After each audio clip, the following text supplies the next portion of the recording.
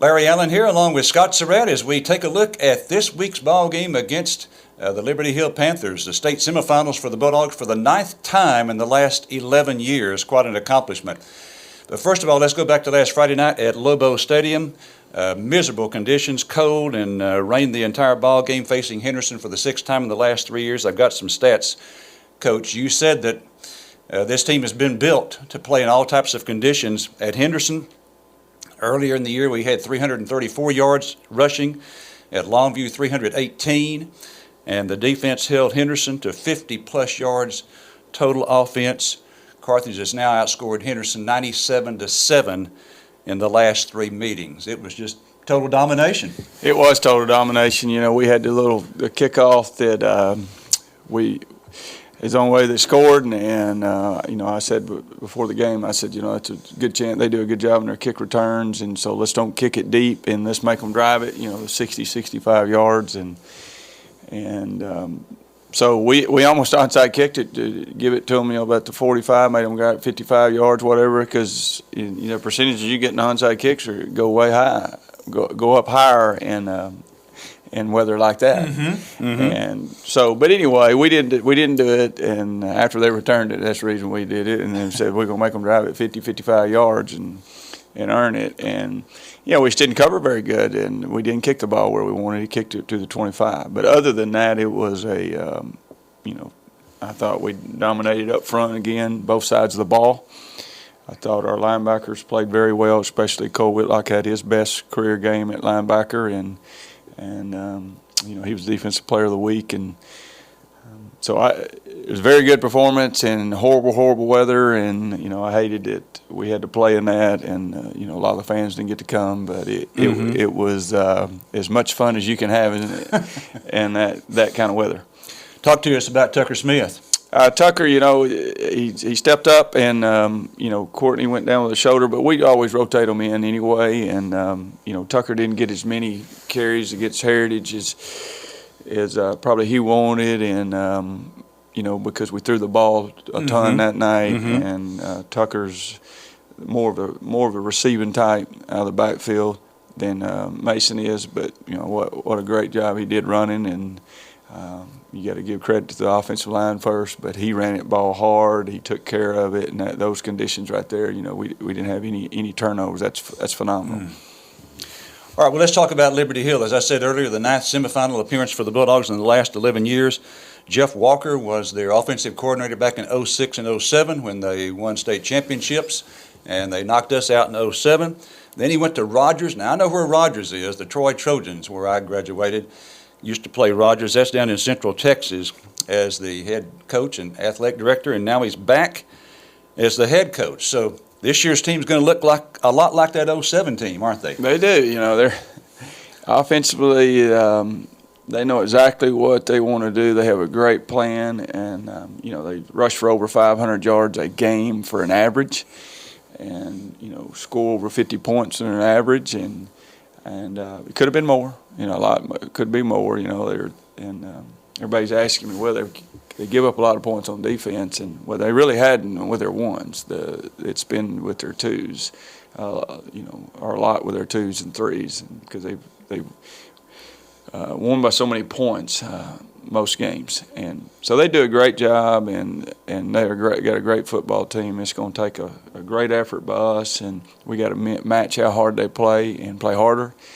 And they're going to be very disciplined, and we got to be more disciplined. If we can do those two things, take care of the ball, the third thing, then we like our chances.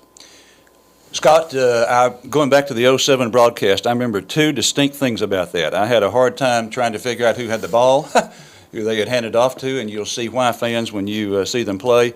And secondly, boy, they played to the whistle. And I'm thinking about blocking downfield. They did not stop until the whistle was blown. And you said at Chalk Talk, this is a team that does not quit.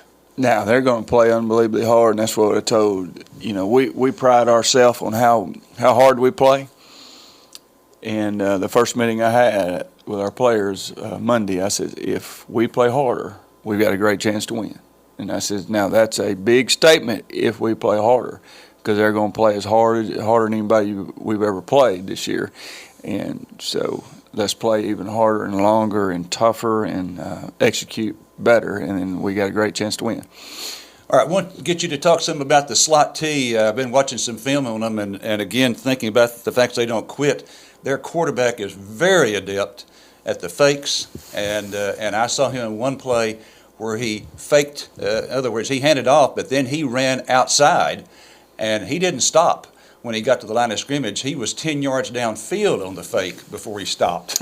Well, there's some film that he's rushed. He's after his fake run 20, 25 yards downfield, and he'll hide his hand by his hip like he has it, and one or two guys are chasing him, and the ball's completely on the other side of the field. So they do a great job of hiding the ball.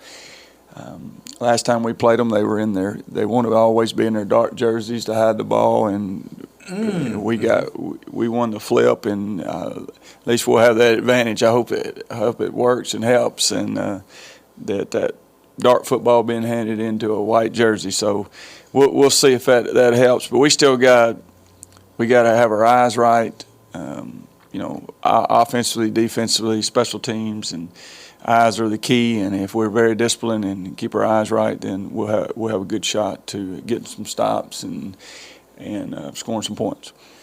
This is one time when that home flip means something, isn't it? Yeah, a lot of times it does, but this is one time when they want to hide the ball so much. Yes. All right, tell us how we wound up at the Berry Center. Well, we had obviously we wanted to play indoors somewhere where there was NRG, Ford, or AT&T, and he wouldn't.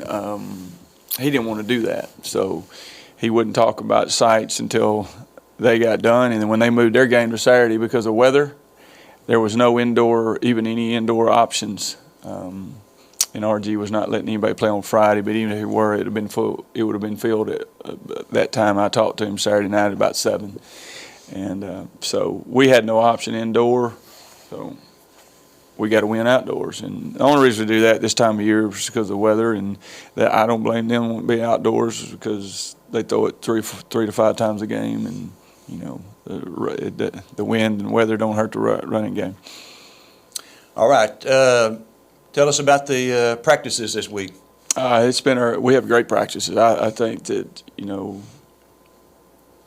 we've had about as good a practice as we possibly can. Our excitement and our energy, enthusiasm has been there, and that's what I tell you. I think the kids can taste it. Right, you're at the end now. It's only 7-8 days left here, and hopefully, or one or the other. There's your two options. If we play a great football game, then we can move on to next week, and play in the best stadium in America.